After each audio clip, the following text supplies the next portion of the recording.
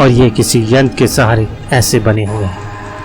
मैं इस तरह के 3 प्राणियों से मिल चुका हूं। अब सवाल यह है कि वह कौन सी ऐसी वस्तु है जो इन तीनों ही प्राणियों के पास थी। सोचो ध्रुव, सोचो। परंतु तभी एक गुर्राहट ने उसकी विचारधारा तोड़ दी।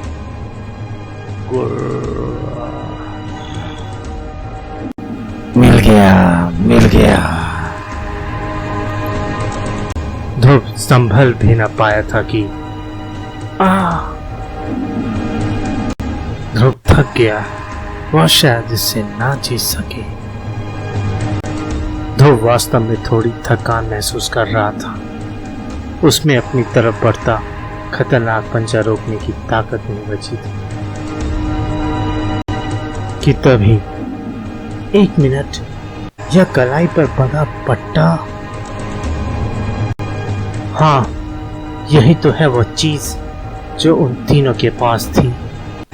बाएं हाथ की कलाई पर बंधा यह पट्टा। इस ख्याल ने ध्रुव में एक नई शक्ति का संचार कर दिया, और वह शक्ति थी सत्य की, न्याय की,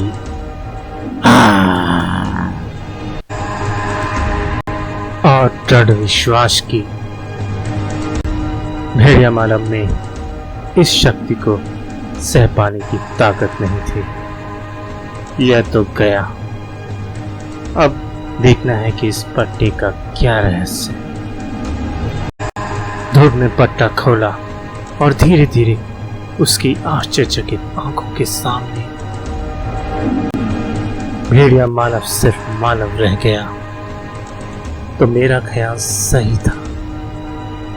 वाह, तो यह है इन जानवरों का रहस्य।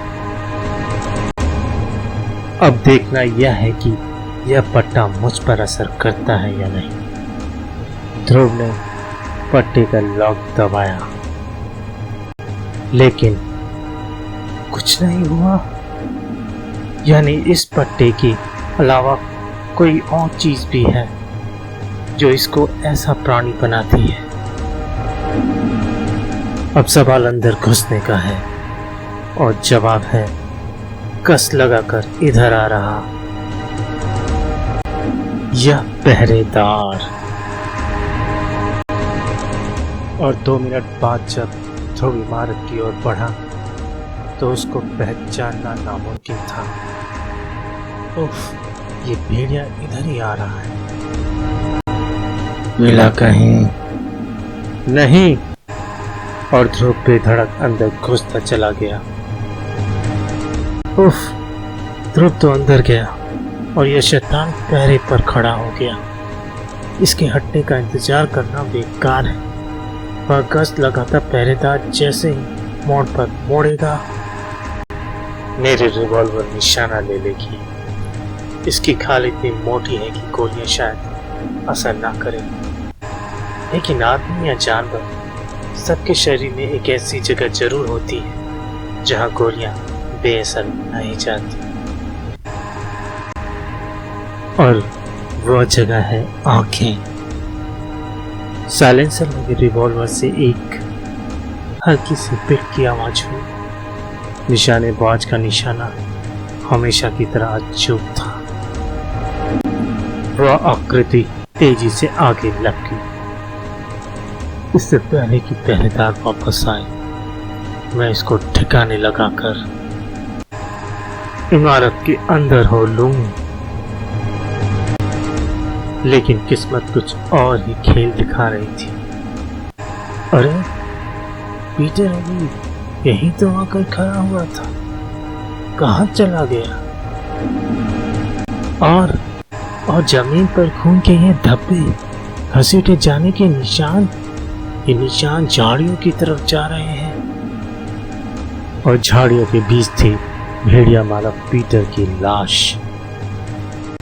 अंदर यह तो अत्याधुनिक शस्त्रों का भारी स्टॉक है। इतने हथियार तो एक सेना के लिए भी ज्यादा है।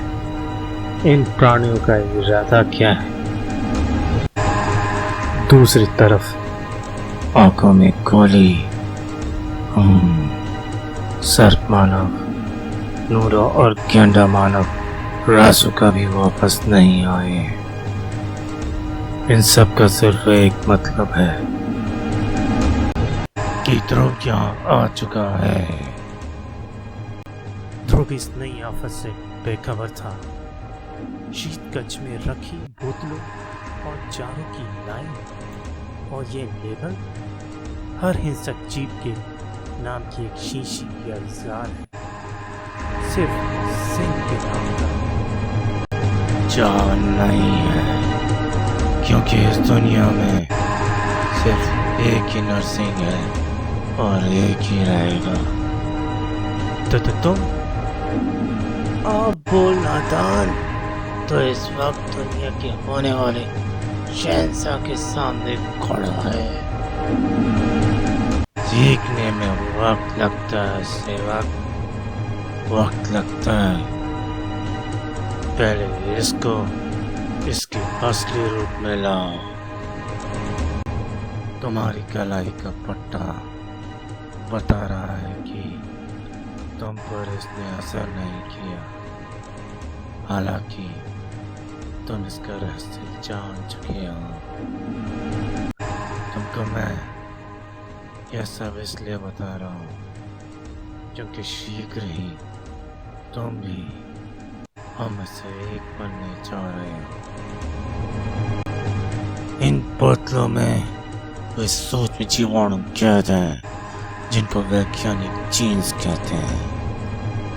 इन जीन्स के एक बार मानव शरीर में प्रविष्ट होने के बाद जब यह पट्टा पहना जाता है तो इन पट्टों में लगे यंत्र उन जीवाणु को सक्रिय कर देते हैं और फिर जब तक यह पट्टा चालू रहता है मानव पशु मानव बन न रहता है। अब तुम बताओ, तुमने भेड़िया मानव पीटर की आंख में गोली क्यों मारी? गोली? मैंने उसे कोई गोली नहीं मारी। खैर, मैं तुमसे बहुत खुश हूँ। आज से तुम मेरे मुख्य सहायक बनकर रहोगे। जगीरा, इसको बाप के जींस पिला। एक बार जीन्स इसके शरीर में प्रविष्ट हो गए तो फिर यह हमेशा के लिए हमारा गुलाम बन जाएगा।